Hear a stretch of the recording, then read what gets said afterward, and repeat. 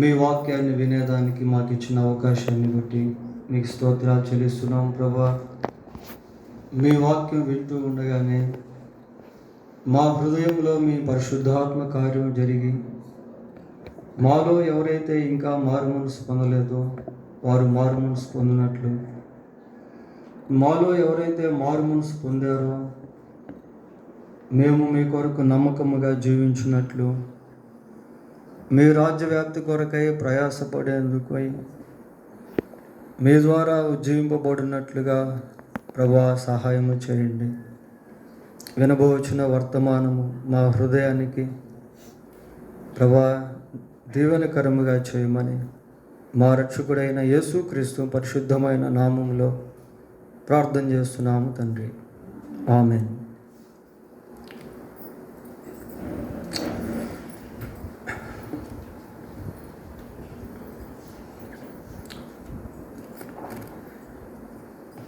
Bible గ్రంథంలో నుండి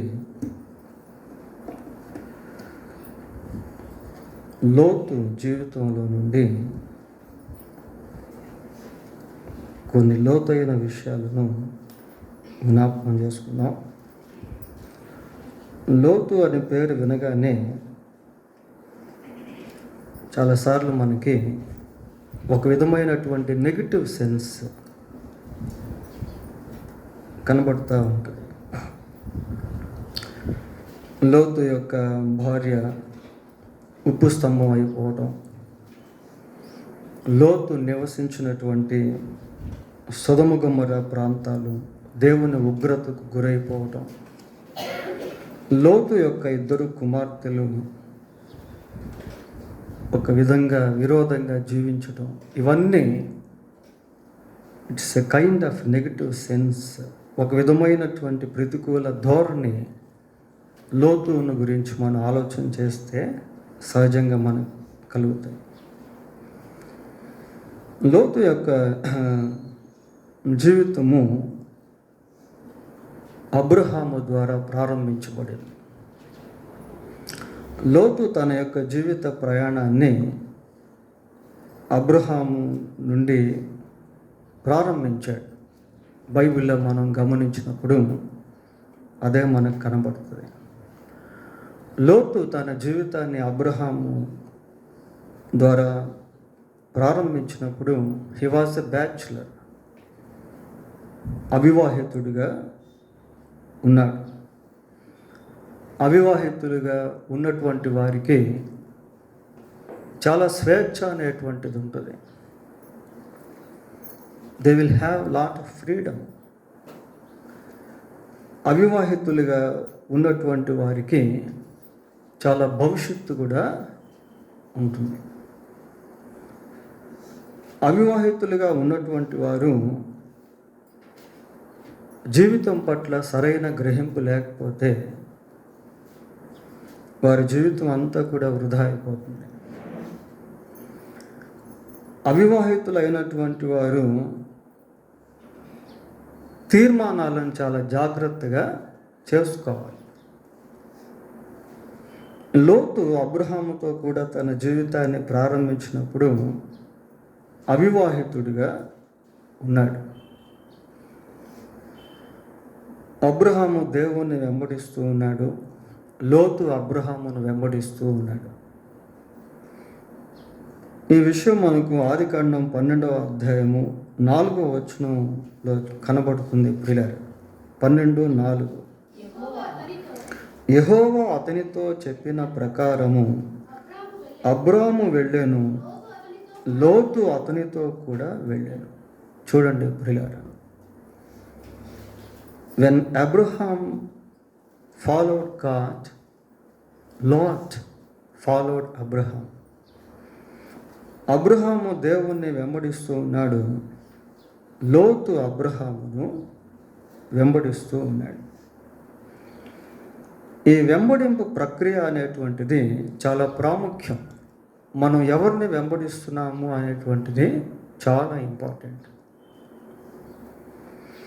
లోతు అబ్రహామును వెంబడిస్తూ ఉన్నటువంటి సమయంలో చాలా దీవించబడ్డాడు.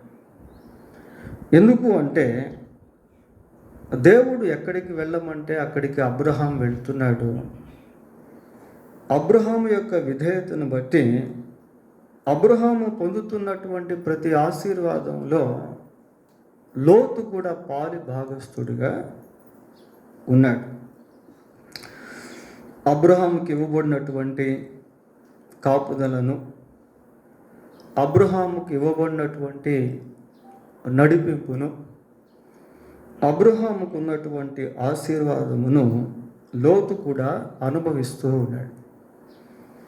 ఎవరైతే దేవుని వాక్య ప్రకారం వెళ్తారో లేక మాట ప్రకారం వెళ్తారో వాళ్ళు దేవుని యొక్క గైడెన్స్ అంటే నడిపింపును అనుభవిస్తారు. ప్రియారు, ఇటు వెళ్ళమంటే మనం అటు వెళ్ళామనుకోండి, అదే దేవుని నడిపింపు. దేవుడు వెళ్ళమన్న స్థలానికి వెళ్ళినప్పుడు అక్కడ దేవుని నడిపింపుతో పాటు భద్రతను కూడా మనం అనుభవిస్తాం. ఎందుకు అంటే చెప్పినటువంటి వాడు నమ్మదగిన వాడు కనుక ఆయనే మనల్ని కాపాడుతాడు, ఆయనే మన జీవితానికి బాధ్యత వహిస్తాడు. ఈ రీతిగా మరి లోతు అబ్రహామును వెంబడిస్తూ ఉంటే దేవుని యొక్క నడిపింపును, దేవుని యొక్క కాపుదలను, దేవుని యొక్క ఆశీర్వాదాన్ని అబ్రహాంతో పాటు లోతు కూడా అనుభవిస్తూ ఉన్నాడు. మోషేని ఇశ్రాయేలు వెంబడించక ముందు బానిసత్వాన్ని అనుభవించారు. వారికంటూ ఒక స్వేచ్ఛ అనేది లేదు. ఎప్పుడైతే ఆ ఐగుప్తు దేశం నుండి విడిపించబడి మోషే నేతృత్వంలో లేక నాయకత్వంలో ప్రజలు మోషేను వెంబడిస్తూ ఉంటే మోషే ఏదైతే అనుభవించాడో ప్రజలు కూడా అదే అనుభవించారు. మోషే దేవుని యొక్క స్వరం విన్నాడు. ఇశ్రాయేలు కూడా దేవుని యొక్క స్వరాన్ని విన్నారు. మోషే నాయకత్వంలో ఇశ్రాయేలు ప్రజలు దేవుని యొక్క అద్భుతాలను మోషేతో పాటు అనుభవించారు. మోషే ఎర్ర సముద్రం నడిచి వెళ్తూ ఉంటే ఇశ్రాయేలు కూడా మోషేతోనే ఉన్నారు.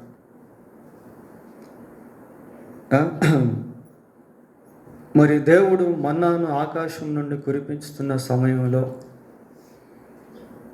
బండను చీల్చి నీళ్లను పంపిస్తున్నటువంటి సమయంలో, ధర్మశాస్త్రాన్ని ఇస్తున్నటువంటి సమయంలో మోషేతో పాటు ప్రజలైనటువంటి ఇశ్రాయేలీలు కూడా వాటిని అనుభవించారు. పిల్లలు, అదేవిధంగా యేసుక్రీస్తు ప్రభువును వెంబడించినటువంటి శిష్యులు యేసు ప్రభువుకు సంబంధించినటువంటి వాటిని అనుభవించేవారుగా మారారు. ప్రభు యొక్క బోధలు విన్నారు. ప్రభు దోణిలో ప్రయాణం చేస్తూ ఉంటే మరి విపత్తు కలిగినప్పటికీ ఆ దోణిలో వారు కూడా ప్రభువుతో పాటు క్షేమాన్ని అనుభవించారు. కరువులో దేవుని ఐశ్వర్యాన్ని అనుభవించారు. కనుక వెంబడింపు ప్రక్రియ అనేటువంటిది చాలా ప్రాముఖ్యమైంది. పిమ్మట మరి శిష్యులు యేసు ప్రభువును వెంబడిస్తే సంఘం శిష్యులను వెంబడించేటువంటిదిగా మార్చబడింది. శిష్యులను వెంబడించుట అంటే శిష్యుల ద్వారా రాయబడినటువంటి దేవుని వాక్యాన్ని దేవుడు తన సంఘానికి ఇచ్చాడు. ఈ వాక్యాన్ని అనుసరిస్తే మనము కూడా యేసు ప్రభువును వెంబడించినటువంటి వారముగా ఉండి ఆ వాక్యంలో ఉన్నటువంటి ఆశీర్వాదాలను అనుభవించేటువంటి వారంగా ఉంటాం. ప్రారంభ సంఘము మరి అపోస్తుల కార్యము 2:42 ప్రకారము అపోస్తలుల బోధ యందు ఎడతెగక ఉంది. యేసు ప్రభువును వెంబడించినటువంటి అపోస్తలుల ద్వారా దేవుడు ఇచ్చినటువంటి వాక్యాన్ని ప్రారంభ సంఘము వెంబడించింది. ప్రియులారా, ఈరోజు మన చేతుల్లో ఉన్నటువంటి బైబిల్ని మనం వెంబడించినట్లయితే ఈ బైబిల్లో ఉన్నటువంటి ఆశీర్వాదాలను మనం పొందుకునేటువంటి వారంగా ఉంటాం. బైబిల్లో ఇవ్వబడినటువంటి ఆశీర్వాదాల్లో అతి ప్రాముఖ్యమైనటువంటిది ఏంటి అంటే ఆత్మరక్షణ. ఆత్మరక్షణ లేకుండా ఒక మనిషి ఎంతకాలము ప్రభువును సేవిస్తున్నట్టుగా ఉన్నప్పటికీ, ఎన్ని సంవత్సరాలు దేవుని మందిరానికి వచ్చినప్పటికీ, దేవునికి ఎంత కానుక ఇచ్చినప్పటికీ ఆత్మరక్షణ అనేది లేకపోతే అంత వృధానే ప్రియులారా. ఈ ఆత్మరక్షణ అనేటువంటి నిత్యత్వానికి సంబంధించింది కనుక మరి సంఘానికి వచ్చే ప్రతి ఒక్కరూ మొట్టమొదటిగా ఆత్మరక్షణ పొందుకోవాలి. ఇంకా దేవుని వాక్యాన్ని మనం వెంబడిస్తూ ఉన్నప్పుడు ఆ వాక్యం మన జీవితాన్ని క్రమపరుస్తుంది. Christian life is a discipline life. క్రైస్తవ జీవితం అనేది రకరకాల కట్టడలతోనూ, రకరకాల ఆజ్ఞలతోనూ, రకరకాల విధులతోనూ ముడిపడి ఉంటుంది ప్రియులారా. అలాగనే దేవుని వాక్యాన్ని మనం వెంబడిస్తూ ఉన్నప్పుడు ఆ వాక్యంలో ఉన్నటువంటి మాధుర్యతను మనం అనుభవించే వారంగా ఉండగలుగుతాం. దేవుని వాక్యాన్ని వెంబడిస్తూ ఉన్నప్పుడు ఈ వాక్యములో ఉన్నటువంటి బ్లెస్సింగ్స్, ఆశీర్వాదాలను మనం అనుభవించే వారంగా ఉంటాం. దేవుని వాక్యము మనల్ని దేవుని రాజ్యానికి సిద్ధపరుస్తుంది. సరే, లోతు అబ్రహామును వెంబడిస్తున్నంత వరకు చాలా సంతోషంగాను, ప్రశాంతంగాను, దేవుని కాపుదల అనుభవిస్తున్నటువంటి వ్యక్తిగాను ఉన్నాడు ప్రియులారా. అయితే ఒక సందర్భం వచ్చేసరికి అబ్రహాముకు లోతుకు మధ్య కొంత విభేదాలు అనేవి కలిగాయి. చూడండి, ఆదికాండము 13వ అధ్యాయము, ఆదికాండం 13వ అధ్యాయము 7వ వచనాన్ని చదువుకుందాం. అప్పుడు అబ్రాము పశువుల కాపర్లకును లోతు పశువుల కాపర్లకును కలహము పుట్టెను. చాలు. అబ్రాము పశువుల కాపర్లకు, లోతు పశువుల కాపర్లకు మధ్య కలహం అనేటువంటిది కలిగింది. ప్రియులారా, వాస్తవానికి అబ్రహాముకి లోతుకు మధ్య కలహం కలగలేదు. ఎవరికి కలహం వచ్చింది? కాపర్లకు వచ్చింది కలహం. అయితే ఈ కాపర్లు ఇద్దరికి సంబంధించినటువంటి వారు కనుక ఆ కాపర్లను బట్టి వీరిద్దరి మధ్య విభేదాలు వచ్చాయి. పిల్లల సైతాన్ ఏం చేస్తాడు అంటే విభేదాలను సృష్టిస్తాడు. భార్యాభర్తల మధ్య విభేదాలు, తల్లిదండ్రులు పిల్లల మధ్య విభేదాలు, సంఘముల విశ్వాసులు కాపర్లకు మధ్య విభేదాలు. ఈ విభేదాల ప్రక్రియలో సైతానుడు ఇతరులను వాడుకుంటాడు ప్రియులారా. ఇక్కడ డైరెక్ట్గా అబ్రహాముకి లోతుకు మధ్య విభేదాలు రాలేదు, వారిద్దరి మధ్య కలహాలు కలగలేదు. అయితే వారి పశువుల కాపర్ల వలన విభేదాలు అనేవి ఏర్పడ్డాయి. Devil uses people to bring the unpeacefulness. ప్రియులారా, సైతానుడు ఏం చేస్తాడు అంటే మనుషులను వాడుకొని మనుషుల మధ్య అసమాధానాన్ని తీసుకుని వస్తాడు. కొద్దిమంది ప్రజలను సైతానుడు ఏర్పాటు చేసుకుంటాడు టు టెంప్ట్ బిలీవర్స్. విశ్వాసులను శోధించేదానికి సైతానుడు కొద్దిమందిని వాడుకుంటాడు పిల్లలు. ఉదాహరణకి మరి యోసేపు ఎంతో పవిత్రంగా జీవిస్తూ ఉన్నాడు. అటువంటి సమయంలో పోతీఫర్ భార్య సైతాను చేతిలో వాడబడింది. To tempt Joseph who lives in holiness. పరిశుద్ధతలో జీవిస్తున్నటువంటి యవ్వనస్తుడైన యోసేపును పడగొట్టాలనే ప్రయత్నము సైతానుడు పోతీఫర్ భార్య ద్వారా చేశాడు. ప్రియులారా, బలవంతుడైనటువంటి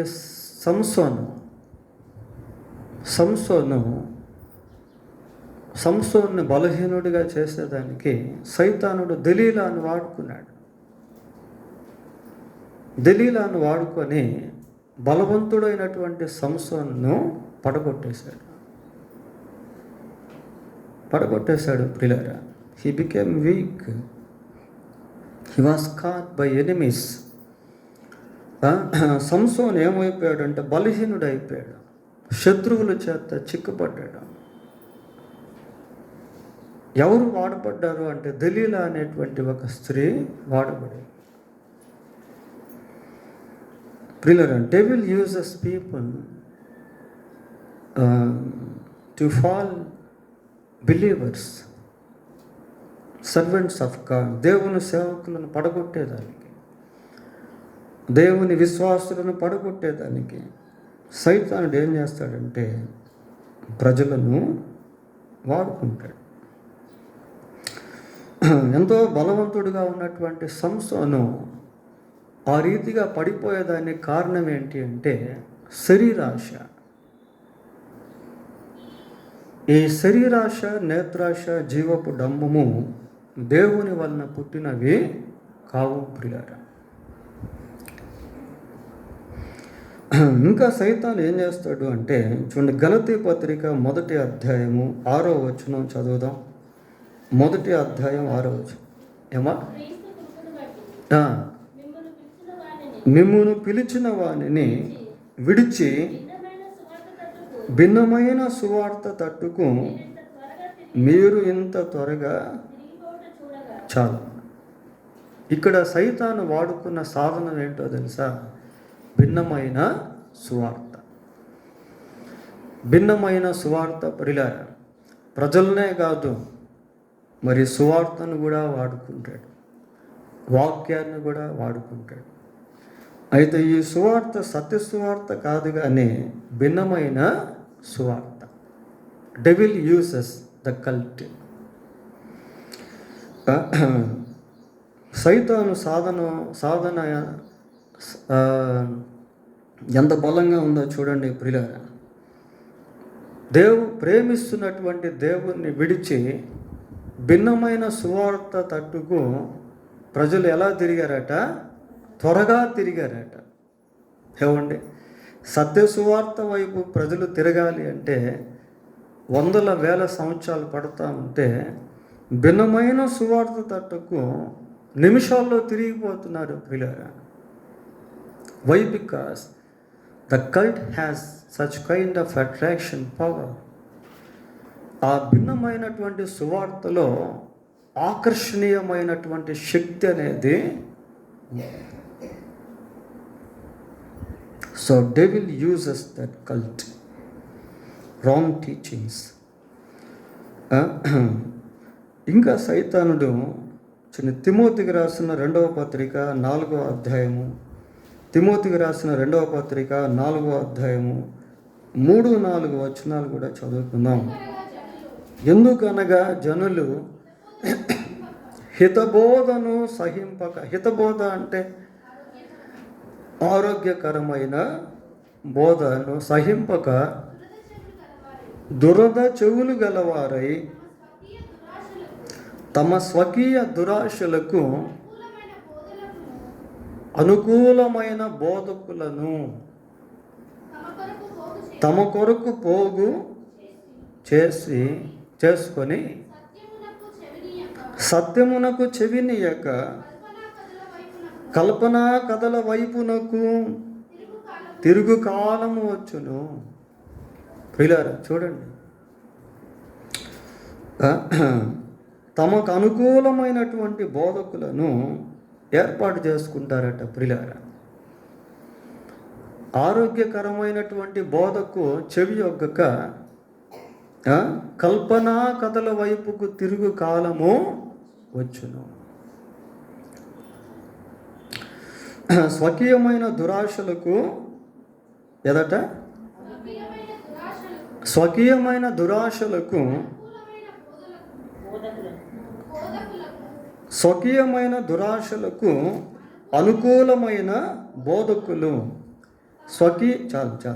స్వకీయమైన దురాశలకు అనుకూలమైన బోధకులు. ప్రియులారా, డెవిల్ యూజెస్ ప్రీచర్స్.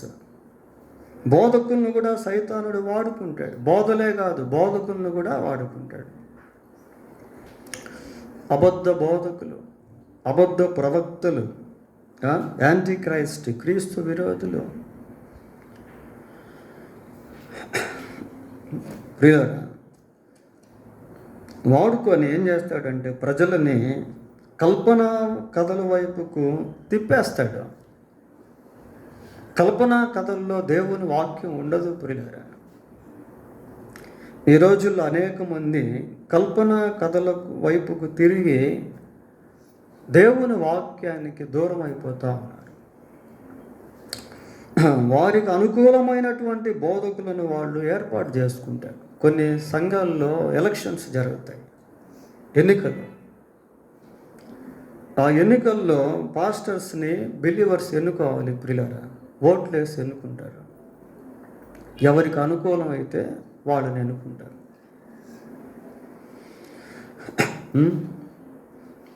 అయితే ఇక్కడ మనం ఆదికాండం 13వ అధ్యాయానికి వచ్చినప్పుడు ఇంకొకసారి ఆ వాక్యాన్ని మనం పరిశీలిద్దాం.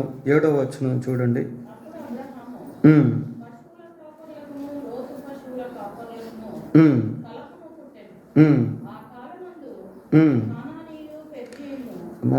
ఒక్క నిమిషం, పై వచనం కూడా చదవండి.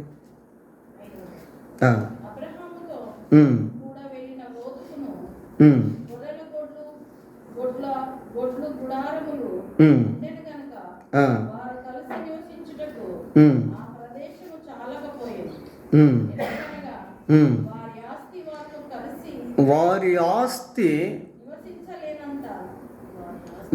ఆస్తి వారు కలిసి నివసించలేనంత విస్తారమై ఉండేను. చూడండి ప్రియులారా, వారు కలిసి నివసించలేనంత విస్తారంగా ఏముంది అక్కడ? ఆస్తి ఉంది ప్రియులారా. అంటే ఇక్కడ మెటీరియల్ థింగ్స్ అనేవి మనం చూస్తూ ఉన్నాం. మెటీరియల్ థింగ్స్ ప్రియులారా, వాళ్ళు కలిసి నివసించలేనంత విస్తారమైనటువంటి పశువులు, ఆస్తులు వారు కలిగి ఉన్నారు. పశువులు ఎక్కువైపోయేసరికి ఏమైపోయింది అంటే వాళ్ళు కలిసి నివసించలేనంత విధంగా మారిపోయి వాళ్ళకి వీళ్ళకి మధ్య ఒక విధమైనటువంటి క్లాషెస్ అనేవి వచ్చాయి.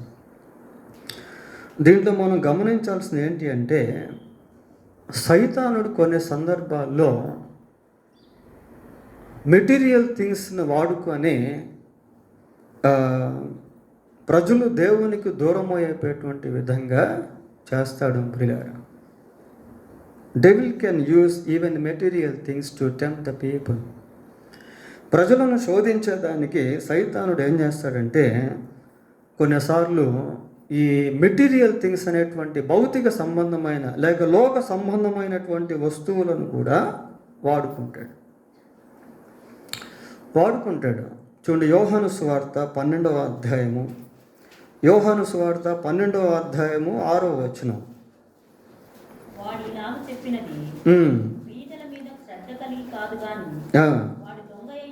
వాడు దొంగ అయి ఉండి తన దగ్గర డబ్బు సంచి ఉండినందున అందులో వేయబడినవి దొంగిలించుచు వచ్చెను గనుక. చాలా ఇస్కరియోతు యూదాను గురించి చూస్తున్నాం ప్రియులారా. ఇస్కరియోతు యూదా జీవితం అలాగా పతనం అయిపోయేదానికి కారణం ఏంటి అంటే అతనిలో ఉన్నటువంటి ధనాపేక్ష, ధనం పైన అపేక్ష. Money is material thing. We're creating it, we're making it. ప్రియులారా, ధనము అనేటువంటిది అది భౌతిక సంబంధమైనటువంటి పదార్థం లేక వస్తువు. Devil uses even money to tempt believers. విశ్వాసులను శోధించే విషయంలో సైతానుడు డబ్బును కూడా వాడుకుంటాడు ప్రియులారా. డబ్బును కూడా వాడుకుంటాడు. డబ్బు ద్వారా అనేక మంది విశ్వాసులు పడిపోయిన వాళ్ళు ఉన్నారు, సేవకులు పడిపోయిన వాళ్ళు ఉన్నారు, విశ్వాసం నుండి తొలగిపోయినటువంటి వాళ్ళు ఎంతోమంది ఉన్నారు. తొలగిపోయినటువంటి వాళ్ళు ఎంతోమంది ఉన్నారు ప్రియులారా, ధనాపేక్ష కలిగి. అంతేకాదు యెహోషువ గ్రంథం 7వ అధ్యాయము 21వ వచనం చదువుదాం. 7:21. దోపుడు సొమ్ములో ఒక మంచి షీనారు వస్త్రమును 200 తులముల వెండిని 50 తులముల ఎత్తుగల ఒక బంగారు కమ్మిని నేను చూచి వాటిని ఆశించి తీసుకొంటిని. ఇక్కడ ఆకాను గురించి మనం చదువుతున్నాము ప్రియులారా. షీనారు పై వస్త్రాన్ని, వెండిని, బంగారాన్ని చూసి ఆశించి వాటిని తీసుకున్నాడు. తీసుకుని ఏమన్నా అనుభవించాడా? లేదు ప్రియులారా. ఎందుకు అంటే అది శాపగ్రస్తమైనటువంటి వస్తువులు, అది దేవుని ద్వారా నిషేధింపబడినటువంటి వస్తువులు, దేవుడు వద్దని చెప్పినటువంటి వస్తువులు ప్రియులారా. కాబట్టి ఇక్కడ ఆకాను యొక్క కుటుంబం సంపూర్తిగా అక్కడ మరి రాళ్లతో కొట్టబడి చంపబడ్డారు. కారణం ఏంటో తెలుసా? వాళ్ళు ఆకాను తీసుకున్నటువంటి ఆ వస్తు సముదాయము. So devil can use even material things. కాబట్టి సైతానుడు ఏం చేస్తాడు అంటే ఈ భౌతిక సంబంధమైనటువంటి వస్తువులను కూడా వాడుకొని విశ్వాసులను పడగొట్టేస్తాడు. వారి జీవితాలను పతనం చేస్తాడు. వారు దేవుని బిడ్డలతో కలిసి నడవకుండా వారి యొక్క ప్రయాణాన్ని అక్కడికి ఆపేస్తాడు ప్రియులారా. ఆకాను యొక్క కుటుంబం అప్పటి వరకు ఇశ్రాయేలుతో పాటు ఉన్నటువంటి వారే. వారు కూడా కానానులో గొప్ప సంతోషాన్ని అనుభవించాల్సినటువంటి కుటుంబం, దేవుని యొక్క వాగ్దాన భూమిని స్వతంత్రించుకోవాల్సినటువంటి కుటుంబం, దేవుని యొక్క ఆశీర్వాదాలను అనుభవించాల్సినటువంటి కుటుంబం మధ్యంతరంగా మధ్యలోనే పతనమైపోయారు. లూకా సువార్త 4వ అధ్యాయం, లూకా రాసిన సువార్త 4వ అధ్యాయము 5వ వచనం చదువుదాం.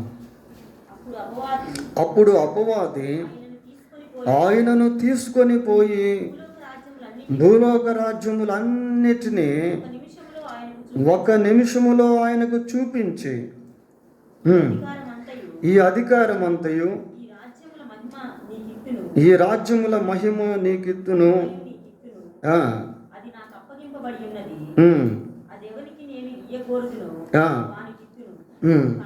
కాబట్టి నీవు నాకు మ్రొక్కితివా, ఇదంతయు నీదగునని ఆయనతో చెప్పాను. అపవాది ప్రియులారా, సైతానుడు స్వయంగా మాట్లాడుతున్నటువంటి మాటలు ఇవి.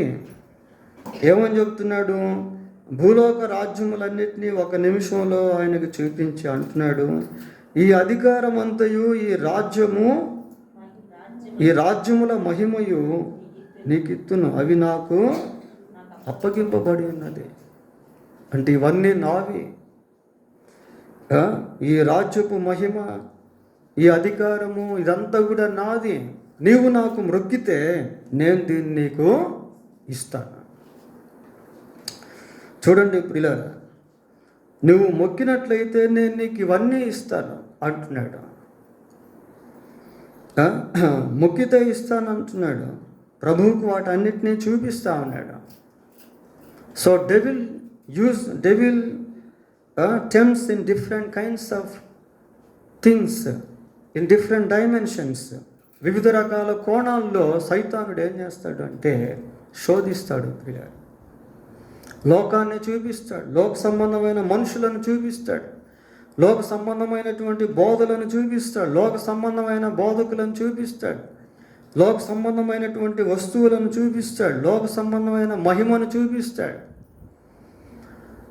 బిలాము అధోగతికి దారి తీసేదానికి కారణం ఏంటి అంటే బారాకు చూపించినటువంటి ఘనత,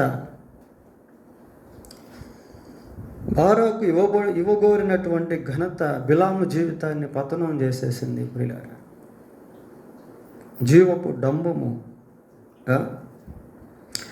సరే, ఇక్కడ లోతుల గురించి మనం ఆలోచన చేసినప్పుడు మరి లోతుకు అబ్రహాముకు మధ్య ఒక విధమైనటువంటి విభేదం అనేది కలిగింది. అప్పుడు అబ్రహాము లోతుని పిలిచి, బాబు, మనమిద్దరం కూడా బంధువులం కాబట్టి విభేదాలతో మనం ఇక ముందుకు సాగలేము కనుక ఇదిగో ఈ ప్రాంతానికి, ఈ ప్రాంతం నువ్వు చూడు, ఇది నీకు ఇష్టమైతే నువ్వు దాంట్లోకి వెళ్ళు, ఒకవేళ నీవు ఇటు వెళ్తే నేను ఇటు వెళ్తాను, లేదా నీవు ఇటు వెళ్తే నేను ఇటు వెళ్తాను అన్నట్టుగా మాట్లాడాడు ప్రియులారా. అప్పుడు చాలా ఎంటీ ప్లేస్ అన్నమాట. చూడండి, ఆ భాగం చూద్దాం. ఆదికాండం 13వ అధ్యాయము 10-11 వచనాలు. లోతు తన కన్నులెత్తి యోర్దాను ప్రాంతమంతటిని చూచెను.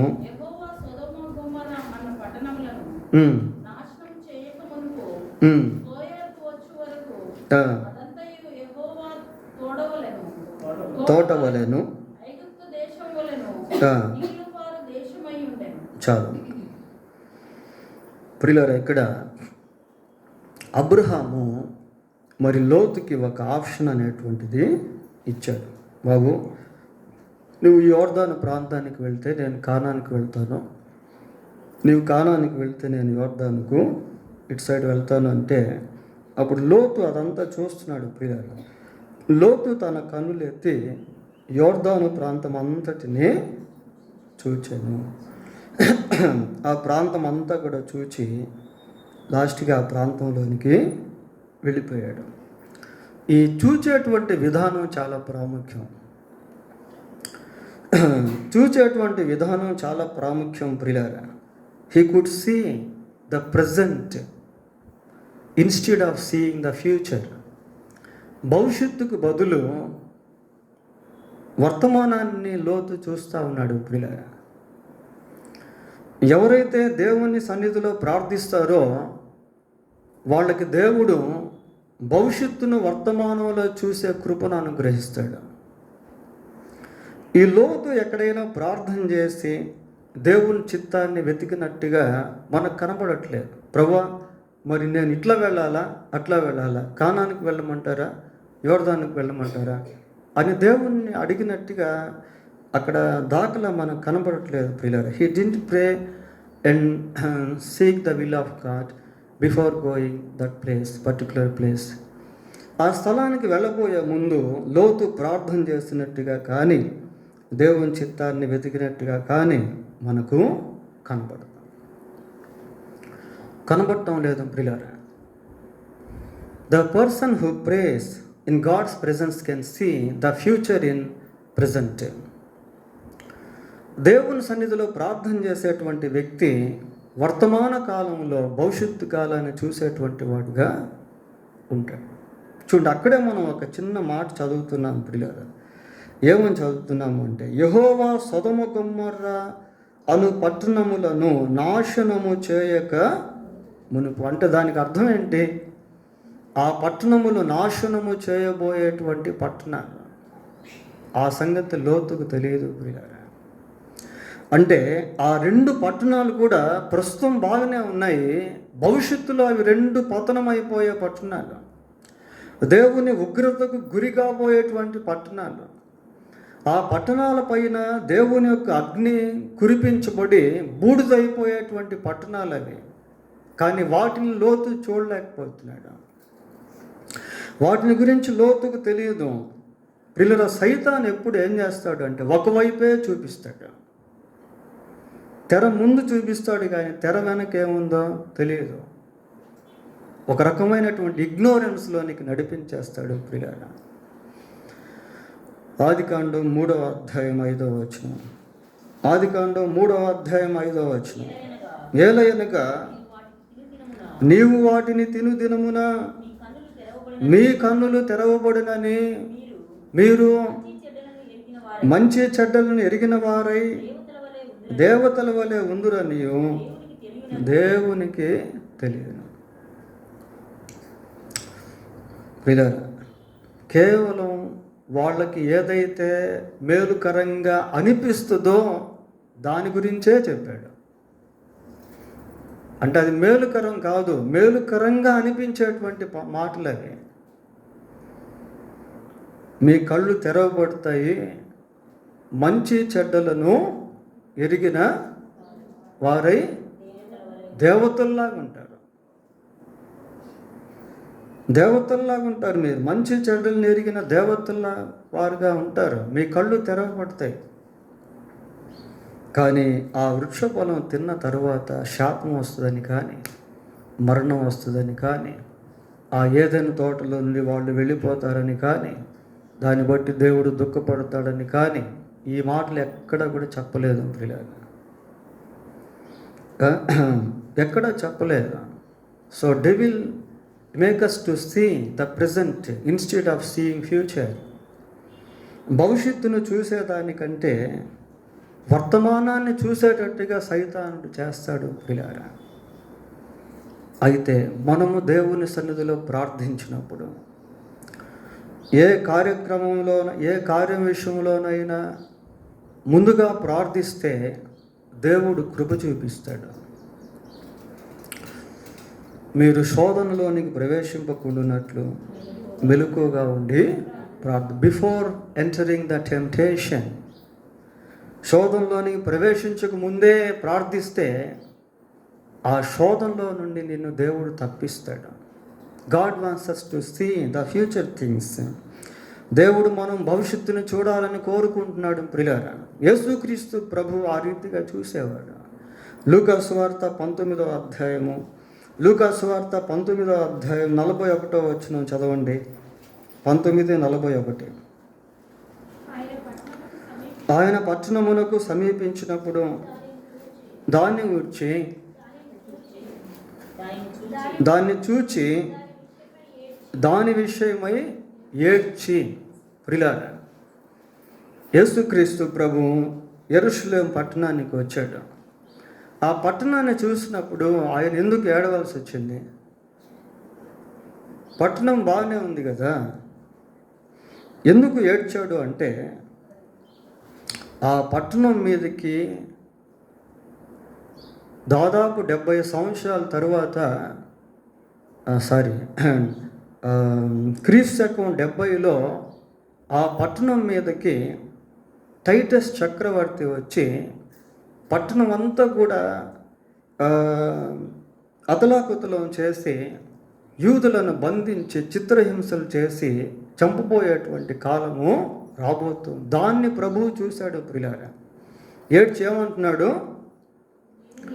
నీవును ఈ దినమందైనను సమాధాన సంబంధమైన సంగతులను తెలుసుకొని ఎడల నీకెంతో మేలు. ఈరోజు నీకు సమాధాన సంబంధమైన సంగతులు నీకు అర్థమైతే అది నీకెంతో మేలు. కానీ ఇప్పుడు అది నీ కళ్ళకు మరుగు చేయబడినవి. ప్రభువు నిన్ను దర్శించు కాలమున నీవు ఎరుగుకుంటివి. అది ప్రియులారా, అది జరగబోతుంది. యెరూషలేము మీదకి రాబోతున్న ఉప్పెనాది. నీ శత్రువులు నిన్ను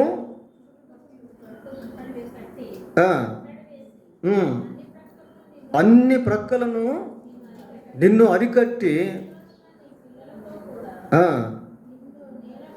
నిన్ను నేల కలిపి నీలో రాతి మీద రాయి నిలిచి ఉండని దినములు వచ్చినాయి. సో ఇక్కడ యేసుక్రీస్తు ప్రభు భవిష్యత్తును చూస్తున్నాడు ప్రియులారా. వర్తమానంలో భవిష్యత్తు కాలాన్ని ప్రభువు చూస్తూ ఉన్నాడు. ఎప్పుడో జరగబోచున్నటువంటి ఆ విపత్తును ప్రభువు ముందుగానే చూసి ఏడుస్తూ ఉన్నాడు. ఈరోజు వర్తమానం వింటున్నటువంటి మనల్ని దేవుడు దర్శిస్తూ అంటున్నాడు. ఏమంటున్నాడంటే, ఈ నీ దినమందైనా, ఈ నీ అంటే ఏంటంటే ఈ నీ దినము, ఇది నీకు ఇవ్వబడినటువంటి దినము. Today is yours.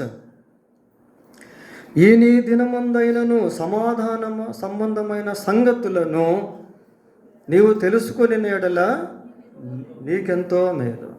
ఈ దినం నీకు ఇచ్చాడు దేవుడు. ఈ దినమున దేవుడు నీతో మాట్లాడుతూ ఉండగా ఈ సమాధాన సంబంధమైన సంగతులను నీవు తెలుసుకోవాలి ప్రియులారా. when God gives us the time, we should recognize. మనకు దేవుడు సమయం ఇచ్చినప్పుడే దాన్ని మనం గుర్తించాలి. లోతు వర్తమానాన్ని చూస్తున్నాడు కానీ భవిష్యత్తును చూడలేకపోతున్నాడు ప్రియులారా. ఎందుకు అంటే he was not, it seems he was not a man of prayer. లోతు ప్రార్థన చేసినట్టుగా దేవుని చిత్తాన్ని వెతికినట్టుగా కనబడటం లేదు ప్రియులారా. ఏ కార్యంలో ఈ కొన్ని ప్రధానమైనటువంటి కార్యాలు మన ఎదుటకు తీసుకొని రాబడినప్పుడు, మనం కొన్ని నిర్ణయాలు చేసుకోవాల్సినటువంటి కార్యాలు మన ఎదుట పెట్టబడినప్పుడు మనం దేవుని సన్నిధిలో ప్రార్థన చేసి కనిపెట్టాలి. అది వివాహమైన, ఉద్యోగమైనా, లేకపోతే ఇంకెక్కడికైనా వెళ్ళేదైనా. కొన్ని ప్రాముఖ్యమైనటువంటి ఘట్టాలు కొన్నిసార్లు మన ఎదుట ప్రశ్నలుగా మారుతాయి ప్రియులారా. ఆప్షన్స్గా నిలబడతాయి. మనం ఏది సెలెక్ట్ చేసుకోవాలి. రెండు కూడా మంచిగానే కనిపించవచ్చు, కానీ దేవుని చిత్తం ఏంటి ఆ రెండిట్లో? That is most important. Options వస్తాయి కొన్నిసార్లు. ఇప్పుడు లోతుకి ఆప్షన్ వచ్చింది, ఇటు పోతే అబ్రహం ఇటు వెళ్తాడు, లోతు ఇటు వెళ్తే అబ్రహం అటు వెళ్తాడు. కానీ ఎటు వెళ్ళాలి అనేది సెలెక్ట్ చేసుకోవాలి పిల్లరా. మన సొంత నిర్ణయాలు మనం తీసుకున్నట్లయితే, లేకుంటే ఎవరో మనుషులు చెప్పినటువంటి నిర్ణయాలు తీసుకున్నట్లయితే, లేక మన భావోద్రేకాలు మనతో చెప్పిన నిర్ణయాలు తీసుకున్నట్లయితే మనం నష్టపోయే అవకాశాలు ఉన్నాయి. దేవుడు నీకు నడిపింపిస్తే అది నీకెంతో క్షేమం. సమూయేలు మొదటి గ్రంథం 23వ అధ్యాయము, సమూయేలు మొదటి గ్రంథం 23వ అధ్యాయం 12వ వచనం. 23:12. కేయిలా జనులు నన్ను నా జనులను సౌలు చేతికి అప్పగించుదురా అని దావీదు మరలా మనవి చేయగా. ఇక్కడ ఆగుదాం ప్రియులారా. దావీదు దేవుని సన్నిధిలో మాట్లాడుతున్నాడు. కేయిలా అనేటువంటిది ఒక ప్రాంతం. ఆ ప్రాంతానికి సంబంధించిన ప్రజలకు దావీదు మేలు చేశాడు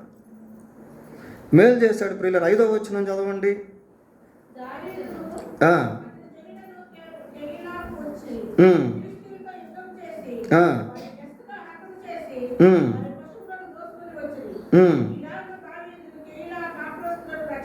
చాలు. ఇలాగున దావీదు కేయిలా కాపురస్తులను రక్షించను. కాబట్టి దావీదు కేయిలాలో ఉన్న ప్రజలకు ఏం చేశాడు? మేలు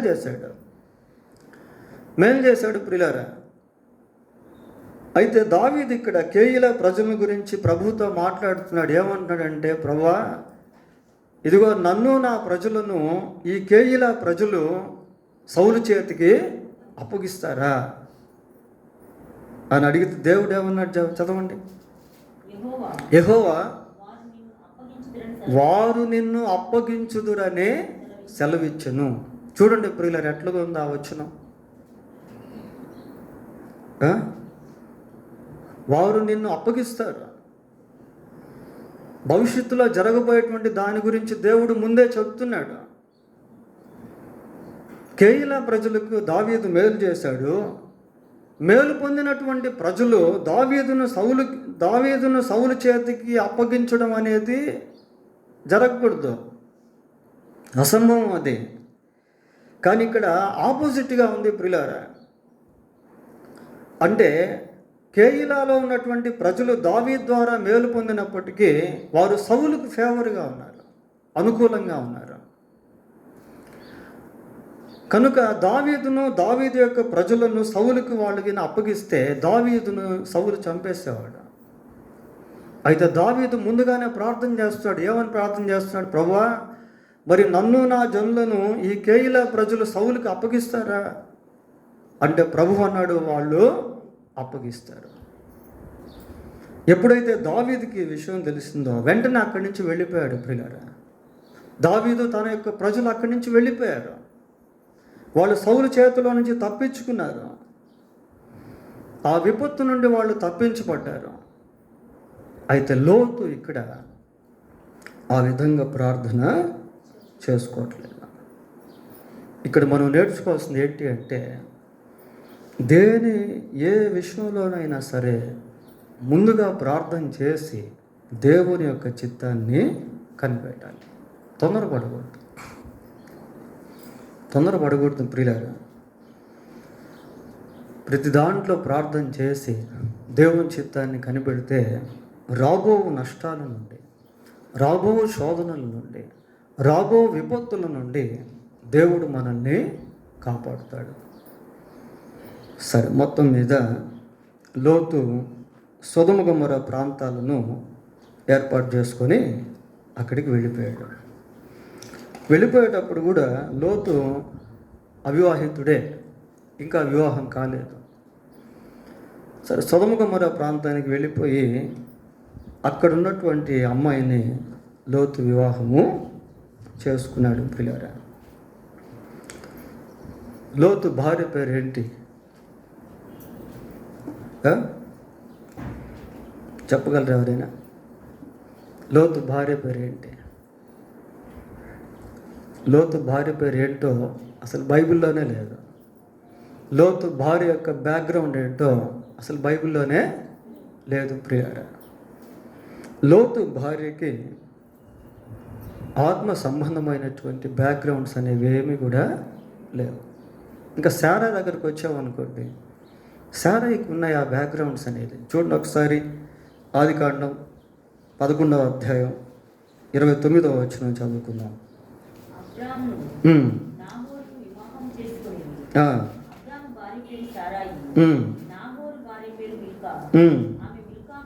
మిల్కాకును ఇస్కాకును తండ్రి అయిన హారాను కుమార్తె. So Sarah has a background, but the wife of Lot background is not seen in the Bible. ప్రియులారా, శారా యొక్క పూర్వీకులను గురించి మనం చూస్తున్నాం, కానీ లోతు భార్య పేరు కానీ ఆమె యొక్క పూర్వాపురాలు కానీ బైబిల్లో మనకు కనబడటం లేదు. మరి లోతు భార్య ఒక రకంగా చెప్పాలి అంటే ఆ సొదొమ గొమొర్రా ప్రాంతంలో ఉన్నటువంటి స్త్రీయే ప్రియులారా. సొదొమ గొమొర్రా ప్రాంతం చాలా భయంకరమైనటువంటి ప్రదేశం. అక్కడికి వెళ్ళాడు, అక్కడే వివాహం చేసుకున్నాడు. మరి వివాహ విషయంలో కూడా దేవుని చిత్తాన్ని వెతికాడో లేదో మనకు తెలియదు ప్రియులారా. వివాహ విషయంలో ఖచ్చితంగా దేవుని చిత్తాన్ని వెతకాలి, ప్రార్థన చేసుకోవాలి, దేవుని చిత్తాన్ని వెతకాలి. ఈ రోజుల్లో చాలామంది వివాహాల విషయంలో ప్రార్థన చేసుకోవట్లేదు. ఇటు తల్లిదండ్రులు పిల్లల కొరకు ప్రార్థన చేయట్లేదు, పిల్లలు వారి వివాహాల కొరకు వారు కూడా ప్రార్థన చేసుకోవట్లేదు ప్రియులారా. అందాన్ని చూస్తున్నారు, ఆస్తుల్ని చూస్తున్నారు, క్యాస్ట్లను చూస్తున్నారు, చదువులను చూస్తున్నారు, కానీ మారు మనసును చూసేటువంటి వారు చాలా రేరు, చాలా అరుదు.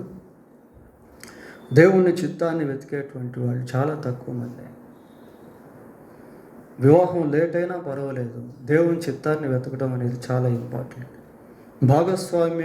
భాగస్వామి పేద స్థితిలో ఉన్నా పర్వాలేదు, దేవుని చిత్తం అయితే చాలు. అది ఇంపార్టెంట్ ప్రియులారా. పోతే చివరిగా లోతుని గురించి మనం ఆలోచన చేసినప్పుడు, లోతు ఆ సొదొమ గొమొర్రాలోనే స్థిరపడిపోయాడు.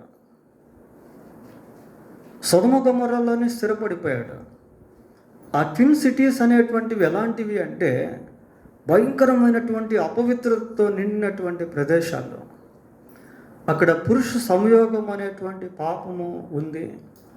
అక్కడ ప్రజలు దేవుని భయము లేనటువంటి వాళ్ళు, దుష్టత్వంలో జీవిస్తున్నటువంటి ప్రజలు ప్రియులారా. వారి మధ్యకు వెళ్ళినటువంటి లోతు మళ్ళీ ఎప్పుడు తిరిగి వచ్చాడో తెలుసా? ఎప్పుడు తిరిగి వచ్చాడు చెప్పండి? కరెక్ట్గా నాశనం అయిపోయేటువంటి రోజు తిరిగి వచ్చాడు అక్కడి నుండి. అప్పటి వరకు రాలేదు బయటికి. అది కూడా బలవంతంగా. అప్పటికి చాలా సంవత్సరాలు అయిపోయినాయి ప్రియులారా. ఎందుకు అంటే వెళ్ళకముందు హీ వాజ్ ఎ బ్యాచులర్. వెళ్ళిన తర్వాత వివాహం చేసుకున్నాడు. 2 కుమార్తెలకు జన్మనిచ్చాడు. ఆ 2 కుమార్తెలకు కూడా పెళ్ళిడు వచ్చినటువంటి పిల్లలు. అంటే ఎన్ని సంవత్సరాలు అంటే సుమారుగా చాలా సంవత్సరాలు అయిపోయినాయి. అన్ని సంవత్సరాలు ఆ సొదొమ గొమొర్రాలోనే ఉండిపోయాడు ప్రియులారా. అక్కడే స్థిరపడిపోయాడు. అబ్రహాం ఎలాగుండేవాడు అంటే, చూడండి, ఒక చిన్న డిఫరెన్స్ మనం చూసి ముగించేద్దాం. 18వ అధ్యాయం 1వ వచనం చదువుదాం. ఆదికాండం 18:1. మరియు మమ్రే దగ్గర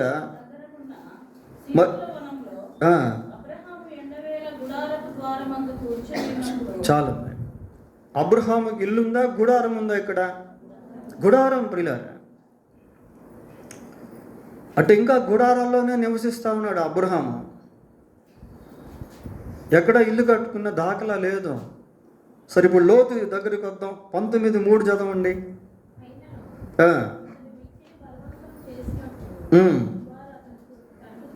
వారు అతని తట్టు తిరిగి అతని ఇంట ప్రవేశించి. ఇక్కడ ఇల్లు గుడారం లేదు కానీ ఇల్లు మనం చూస్తున్నాం ప్రియులారా. అంటే లోతు ఇల్లు కట్టుకున్నాడు.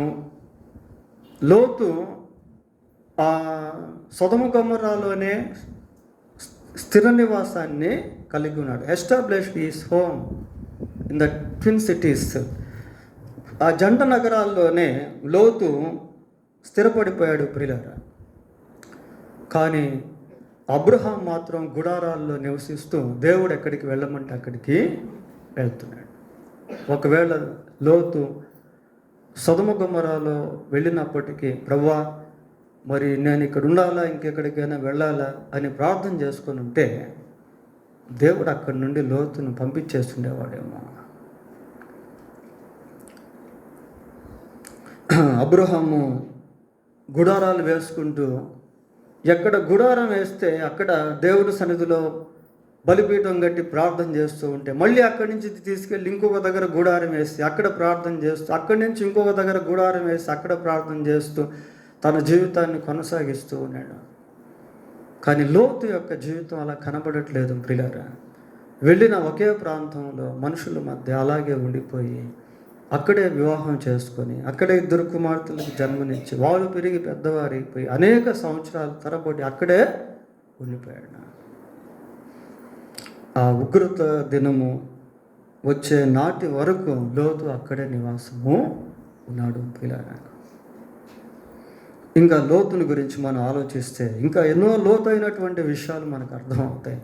కొన్ని మాత్రమే మనం ధ్యానం చేసాం. దేవుడు తన వాక్యాన్ని దీవించునుగాక. ప్రార్థన చేసుకుందాం. ప్రార్థన చేసుకుందాం. అందరూ కూడా ఒక నిమిషం ప్రార్థన చేసుకోండి. 5 విషయాలు మనం జ్ఞాపకం చేసుకున్నాం. అబ్రహాము దేవుణ్ణి వెంబడించాడు. లోతు అబ్రహామును వెంబడించాడు. ప్రభువుని అడుగుదాం, ప్రభువా నన్ను మీ వాక్యమును అనుసరించే వ్యక్తిగా చేయండి. మిమ్మును పోలిన వారిని వెంబడించే వ్యక్తిగా నన్ను చేయండి. మిమ్మును వెంబడించే వారిని వెంబడించే వ్యక్తిగా నన్ను చేయండి ప్రభువా అని అడుగుదాం. లోక సంబంధమైన వస్తువులు, లోక సంబంధమైనటువంటి మనుషులు, లోక సంబంధమైనటువంటి ఆకర్షణలు నన్ను జయించకుండా చేయండి ప్రభువా అని అడుగుదాం. అందరూ కూడా ప్రార్థన చేసుకోండి, పిల్లలు ప్రార్థన చేసుకోండి. ప్రభువా, ప్రతి విషయంలో మీ చిత్తాన్ని వెతికేది నాకు నేర్పించిన ఆయన, ప్రతి విషయంలో మీ సన్నిధిలో ప్రార్థించుట నాకు నేర్పించు ప్రభువా అని అడుగుదాం. భవిష్యత్తు ఎలాగుంటుందో మనకు తెలియదు ప్రియులారా, కానీ దేవుడు భవిష్యత్తు జ్ఞానం కలిగినటువంటి వాడు. రాబో దినాల్లో ఎటువంటి విపత్తులు, ఎటువంటి నష్టాలు, ఎటువంటి శ్రమలు, ఎటువంటి ఉగ్రత కాసుకొని ఉందో మనకు తెలియదు. కొన్నిసార్లు మనం మేలు చేసినటువంటి వారే మనల్ని శత్రువు చేతికి అప్పగించవచ్చు. ప్రార్థన చేసుకుందాం. పరిశుద్ధుడైన మా దేవా, మీకు వందనాలు, స్తోత్రాలు చెల్లిస్తూ ఉన్నాం. మీరు ప్రేమించి మాకు ఇచ్చినటువంటి ఎన్నో హెచ్చరికలను బట్టి, మీ వాక్యాన్ని బట్టి మీకు స్తోత్రాలు. విన్న ఈ వాక్యం మాకందరికీ దీవెనకరముగా చేయి. మిమ్మును వెంబడించేవారిని మేము వెంబడించేవారముగా, మా ఎదుట మాదిరిగా పెట్టిన మీ జీవితాన్ని వెంబడించేవారముగా, మా చేతిలో పెట్టిన మీ వాక్యాన్ని వెంబడించేవారముగా మమ్మల్ని చేయండి ప్రభువా. లోకం మమ్మల్ని జయించగా లోకాన్ని మేము జయించేవారముగా ఉంటూ కృప దయచేయండి. అన్ని విషయాల్లో మీ సన్నిధిలో ప్రార్థించి మీ చిత్తాన్ని వెతికేవారముగా, మీ స్వరాన్ని వినేవారముగా ఉండుటకు కృప దయచేయమని ప్రార్థిస్తూ ఉన్నాం. ప్రాథమిక విషయాలలో మీ నడిపింపు ప్రకారం తీర్మానం చేసుకునేవారముగా ఉండుటకు కృప దయచేయండి. ప్రధానమైన విషయాల్లో మీ నడిపింపును కోరుకునేవారముగా చేయండి. ప్రభువా, కనికరించుము, కృప చూపించండి. మీకే వందనాలు, స్తోత్రాలు చెల్లిస్తూ మా రక్షకుడైన యేసుక్రీస్తు పరిశుద్ధమైన నామంలో ప్రార్థన చేస్తున్నాము తండ్రి. ఆమేన్.